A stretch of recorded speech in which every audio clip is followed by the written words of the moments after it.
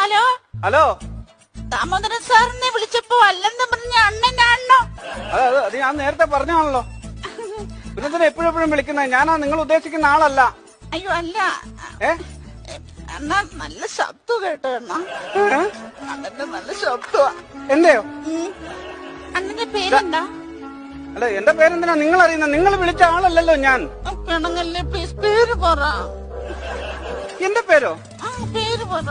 ഞാൻ ചോദിക്കുന്നുണ്ടെന്നും വിചാരിക്കരുത്. ഇല്ല. കുട്ടിയുടെ പേരെന്താണ്? എന്റെ പേര് മഞ്ജു.